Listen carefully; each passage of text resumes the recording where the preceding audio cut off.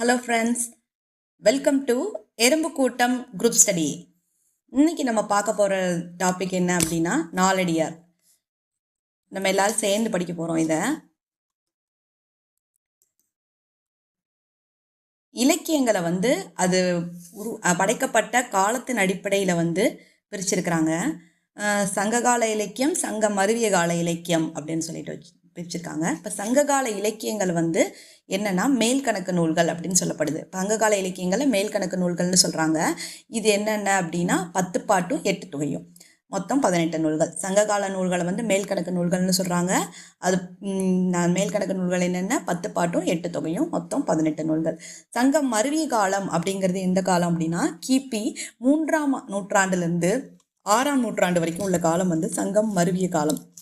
இந்த காலத்தில் இயற்றப்பட்ட இலக்கியங்களை இருண்ட கால இலக்கியம் அப்படின்னு சொல்கிறாங்க. ஆனால் இதை பன்னிரு பாட்டியல் அப்படிங்கிற நூலில் இந்த சங்கம் மருவிய கால இலக்கியங்கள் 14 கீழ்கணக்கு நூல்களாக குறிப்பிடப்படுகிறது. இங்கே இந்த பன்னிரு பாட்டியலில் தான் இதை கீழ்கணக்கு நூல்கள் அப்படின்னு சொல்லியிருக்காங்க. பன்னிரு பாட்டியலில் தான் சங்கம் மருவிய கால இலக்கியங்களை 14 கீழ்கணக்கு நூல்கள் அப்படின்னு சொல்லியிருக்காங்க. பன்னிரு பாட்டியலோட ஆசிரியர் தெரியல. அடுத்து இந்த 14 கீழ்கணக்கு நூல்களை 3ஆ பிரிக்கிறாங்க. என்னென்ன அப்படின்னா அறநூல்கள், அகநூல்கள், புறநூல். அகநூல், அறநூல், புறநூல். அறநூல்கள் 11, அகநூல் 6, புறநூல் 1. அறநூல் 11, அகநூல் 6, புறநூல் 11. இப்போ அறநூல்கள் என்னென்ன அப்படின்னு பார்த்தோம்னா திருக்குறள், நாலடியார், நான்மணிக்கடிகை, இன்னா 40, இனியவை 40, திரிகடுகம், ஆசாரக்கோவை, பழமொழி 400, சிறுபஞ்சமூலம், முதுமொழி காஞ்சி, ஏலாதி. திரும்ப சொல்லுவோமா? அறநூல்கள் 11ஐயும் திருக்குறள், நாலடியார், நான்மணிக்கடிகை, இன்னா 40, இனியவை 40, திரிகடுகம், ஆசாரக்கோவை, பழமொழி 400, சிறுபஞ்சமூலம், முதுமொழி காஞ்சி, ஏலாதி. இப்போ அறநூல்கள் 6 என்னென்ன அப்படின்னு பார்த்தோம்னா கார் 40, ஐந்திணை 50, ஐந்திணை 70, திணைமொழி 50, திணை மாலை 150, கைநிலை. இந்த 6ம் அகநூல்கள். என்னென்ன? கார் 40, ஐந்திணை 50, ஐந்திணை 70, திணைமொழி 50, திணை மாலை 150, கைநிலை. இந்த 6ம் அகநூல்கள். இப்போ புறநூல் ஒன்றே ஒன்று தான் இருக்குது. அது என்னென்னா களவழி 40. புறநூல் என்னது? ஒரே ஒரு நூல் என்னது? களவழி 40. அடுத்து நம்ம இந்த நூலை பற்றின முழு டீட்டெயிலை பார்க்க போகிறோம். இந்த நாலடியாரை இயற்றினவங்க சமண முனிவர்கள். நாலடியாரை இயற்றினது யார்? சமண முனிவர்கள். இது எந்த பாவகையில பாடப்பட்டிருக்குது அப்படின்னா வெண்பாவால். இதில் மொத்தம் 400 பாடல்கள் இருக்குது. அதனால 400 வெண்பாக்களால் ஆனது அப்படின்னு சொல்லப்படுது. இது நாலடியாரோட வேறு பெயர்கள் என்னென்ன அப்படின்னா நாலடி 400, வேளாண் வேதம், திருக்குறளின் விளக்கம், குட்டி திருக்குறள். நாலடியாரின் வேறு பெயர்கள் என்னென்னா நாலடி 400, வேளாண் வேதம், திருக்குறளின் விளக்கம், குட்டி திருக்குறள். இந்த நூல் யாரை பற்றி கூறுது அப்படின்னா முத்தரையரை பற்றி கூறுது. யாரை பற்றி கூறுது? முத்தரையரை பற்றி கூறுது. அதுக்கப்புறம் இந்த நூலை எப்படி பிரிச்சிருக்காங்க, அந்த நூல் எப்படி கட்டமைக்கப்பட்டிருக்குது அப்படின்னு நம்ம பார்த்தோம்னா இதில் 3 பால், 12 இயல்கள், 40 அதிகாரங்கள், 400 பாடல்கள் இருக்குது. இந்த நூல் எப்படி பிரிக்கப்பட்டிருக்குன்னா முப்பாலாக பிரிக்கப்பட்டிருக்குது திருக்குறளை மாதிரியே. அதுக்கப்புறம் இதில் 12 இயல்கள் இருக்குது, 40 அதிகாரங்கள் இருக்குது, 400 பாடல்கள் இருக்குது. இதை முப்பாலாக நம்ம பிரித்தோம் அப்படின்னா அதில் எத்தனை அதிகாரங்கள் வருதுன்னு நம்ம தனித்தனியாக பார்க்க போகிறோம். அறத்துப்பாலில் 13 அதிகாரங்கள் இருக்குது, 130 பாடல்கள். பொருட்பாலில் 24 அதிகாரங்கள், 240 பாடல்கள். இன்பத்துப்பாலில் 3 அதிகாரங்கள், 30 பாடல்கள். மொத்தம் 400 பாடல்கள் இருக்குது. இந்த நாலடியாரில் இருக்கிற முதல் இயல் எது அப்படின்னா துறவரவியல். ஏன்னா இது சமண முனிவர்கள் தான் எழுதியிருக்காங்க. அதனால முதல் இயலே துறவரவியலை பற்றி தான் இருக்கும். அடுத்தது என்ன பார்க்க போகிறோன்னா இந்த நூலை யார் அதை ஒரு வடிவமைத்தாங்க அப்படின்னு பார்க்க போகிறோம். இந்த நூலை நாலடியாரை தொகுத்தவர் பதுமனார். நாலடியாருக்கு அதிகாரம் வகுத்ததும் பதுமனார். நாலடியாருக்கு கடவுள் வாழ்த்து பாடலை பாடினது யாருன்னா பதுமனார். இந்த 3மே பதுமனார் தான் செய்கிறாரு. நூலை தொகுத்தவர், அதிகாரம் வகுத்தவர், கடவுள் வாழ்த்து பாடியவர். இது பதுமனார். இந்த முப்பாலா பகுத்தது யாரு அப்படின்னா தருமர். நாலடியாரை முப்பாலாக பகுத்தவர் தருமர். இந்த நாலடியாரை ஆங்கிலத்தில் மொழிபெயர்த்தது யார் அப்படின்னா ஜியு போப். நாலடியாரை ஆங்கிலத்தில் மொழிபெயர்த்தது ஜியு போப். நாலடியாரின் உரைகளை உள்ளடக்கிய நூல் எது அப்படின்னா நாலடியார் உரைவளம்.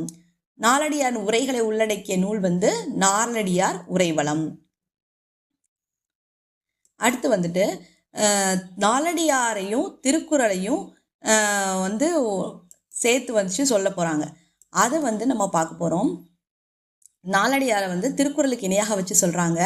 என்ன சொல்கிறாங்க அப்படின்னா பழகு தமிழ் சொல்லருமை நாலிரண்டில் ஆளும் வேலும் பல்லுக்குருதி நாலும் ரெண்டும் சொல்லுக்குருதி. இந்த மாதிரியான பழமொழிகள் வந்து திருக்குறளுக்கு இணையாக வந்து நாலடியாரை வைத்து போற்றுவதாக நம்ம பார்க்குறோம்.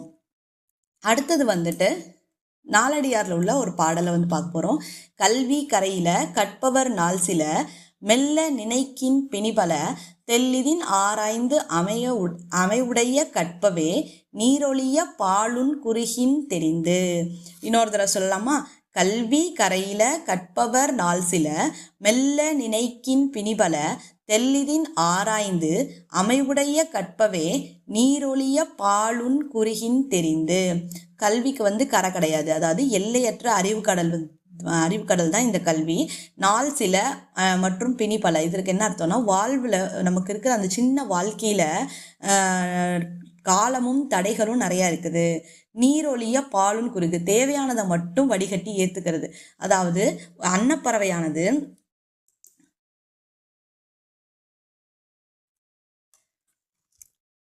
எப்படி நீரை பிரிச்சுட்டு பாலை மட்டும் குடிக்குதோ அது மாதிரி நம்மளும் உலகத்தில் உள்ள எல்லா கல்வியும் நம்மளால் படித்து முடிக்க முடியாது. ஏன்னா நம்ம கொஞ்ச நாள் தான் இந்த உலகத்தில் வாழ போகிறோம். பல நோய்கள் பிரச்சனைகள்னால நமக்கு பல தடைகள் இருக்கிறதுனால நமக்கு தேவையானதை மட்டும் தேடி கற்றுக்கொள்ளணும் அப்படின்னு சொல்லிட்டு சொல்கிறாங்க.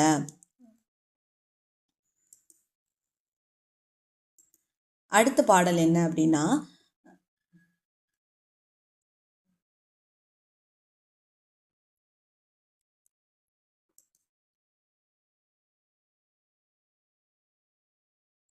வைப்புலி கோட்படா வாய்த்தீயிற் கேடில்லை மிக்க சிறப்பின் அரசர் செறின்வவ்வார் எச்சம் என ஒருவன் மக்கட்கு செய்வன விச்சை மற்று அல்ல பிற. அதாவது வைப்புலி கோட்படா வாய்த்தீயிற் கேடில்லை மிக்க சிறப்பின் அரசன் செறின்வவ்வார் எச்சம் என ஒருவன் மக்கட்கு செய்வன விச்சை மற்று அல்ல பிற. அதாவது கல்வியை போல கல்வி வந்து பொருள் மாதிரி நம்மக்கிட்ட இருந்தாலும் அதை வந்து யாராலையும் எடுத்துகிட்டு போக முடியாது. நம்மளே கொடுத்தா கூட அது நமக்கு குறைஞ்சி போயிடாது. ரொம்ப பெரிய அரசனால் கூட அதை வந்து கொள்ளையடிச்சிட்டு போக முடியாது. அதனால நம்ம வந்து எல்லாருமே நம்ம பிள்ளைங்களுக்கு கொடுத்துட்டு போக வேண்டிய ஒரே சொத்து அப்படிங்கிறது வந்து கல்வி தான், மற்றதெல்லாம் செல்வமே கிடையாது அப்படின்னு சொல்லிட்டு இங்கே சமண முனிவர் சொல்கிறாரு. வைப்புலி அப்படின்னா பொருள் சேமித்து வைக்கும் இடம். கோட்படா அப்படின்னா ஒருவராலும் கொல்லப்படாது. வாய்த்து ஈயில் வாய்க்கும்படி கொடுத்தல். விச்சை கல்வி. வவ்வார் கவர முடியாது. எச்சம் செல்வம். திரும்ப சொல்லவா? வைப்புலி அப்படின்னா பொருள் சேமித்து வைக்கும் இடம். கோட்படா அப்படின்னா ஒருவரால் கொல்லப்படாது. வாய்த்து ஈயில் அப்படின்னா வாய்க்கும்படி கொடுத்தல். விச்சை கல்வி. வவ்வார் அப்படின்னா கவர முடியாது. எச்சம்னா செல்வம். இப்போ அதில் வந்து ஒன் வேர்டு பார்க்கலாம். ஒருவர் தம் குழந்தைக்கு சேர்த்து வைக்க வேண்டிய செல்வம் எது? கல்வி. கல்வியை போல் டேஸ் செல்வம் வேறில்லை கேடில்லாத. வாய்த்தீயின் என்னும் சொல்லை பிரித்தெழுத கிடைப்பது வாய் கூட்டல் தீயின். கேடில்லை என்னும் சொல்லை பிரித்தெழுத கிடைப்பது கேடு கூட்டல் இல்லை. எவன் கூட்டல் ஒருவன் என்பதை சேர்த்தெழுத கிடைக்கும் சொல் எவன் ஒருவன். ஆப்ஷன் இ.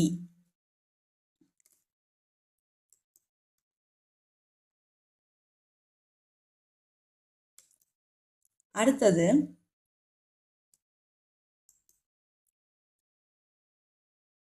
நாய்க்கால் சிறுவிரல் போல் நன்கணியராயினும் ஈக்கால் துணையும் உதவாதார் நட்பெண்ணாம் செய்தானும் சென்று கொள்ளல் வேண்டும். செய்விலைக்கும் வாய்க்கால் அணையர் தொடர்பு. நாய்க்கால் சிறுவிரல் போல் நன்கணியராயினும் ஈக்கால் துணையும் உதவாதார் நட்பெண்ணாம் செய்தானும் சென்று கொளல் வேண்டும் செய்விலைக்கும் வாய்க்காலணையர் தொடர்பு. அதாவது நாயின் கால்கள் நெருங்கி தான் இருக்கும், ஆனால் அதே மாதிரி நம்ம கூட சில பேர் நெருக்கமாக இருப்பாங்க.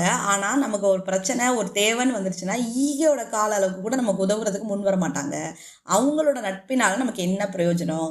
ஆனால் வாய்க்காலானது தொலைவில் உள்ள நீரை கொண்டு வந்து வயலுக்கு பாய்ச்சி விளைய செய்கிறது மாதிரி உள்ள மனிதர்களும் இருக்காங்க. அப்படிப்பட்டவர்களை அவங்க எவ்வளோ தூரத்தில் இருந்தாலும் நம்ம தேடி போய் நட்பு கொள்ளணும் அப்படின்னு சொல்கிறாங்க.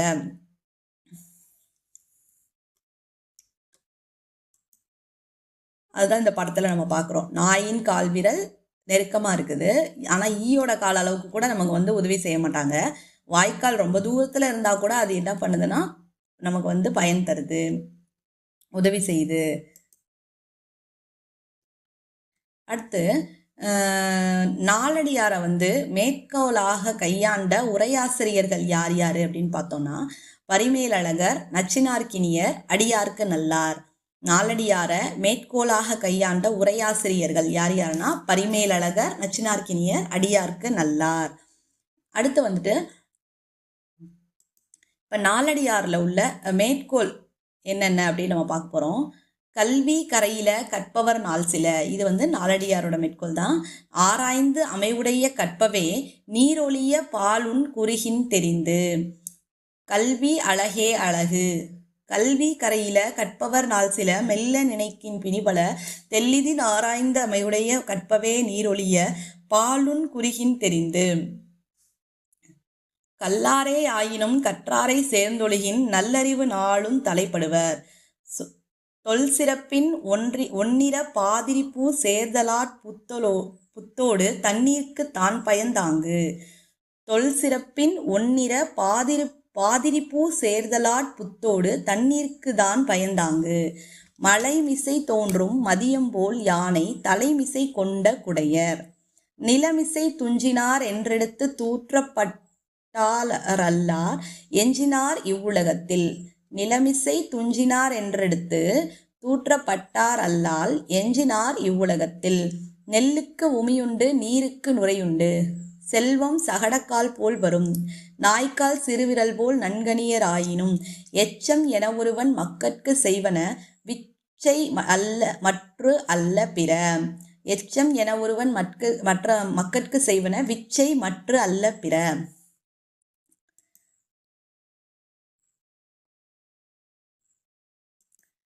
மயக்கத்தை தீர்க்கும் மருந்து எது அப்படின்னா கல்விதான். எம்மை உலகத்தும் யாங்கேனும் கல்வி போல் மம்மர் அறுக்கும் மருந்து. எம்மை உலகத்தும் யாங்கானேம் எம்மை உலகத்தும் யாங்கானேம் கல்வி போல் மம்மர் அறுக்கும் மருந்து. வாழ்க்கையின் எல்லா இன்னல்களுக்கும் காரணமான அறியாமை ஆகிய மயக்கத்தை தீர்ப்பது கல்விதான். மம்மர் அப்படின்னா மயக்கம், அறியாமை அப்படின்னு சொல்லலாம். சரியா? இன்னைக்கு நம்ம நாலடியாரை கம்ப்ளீட் பண்ணிட்டோம்.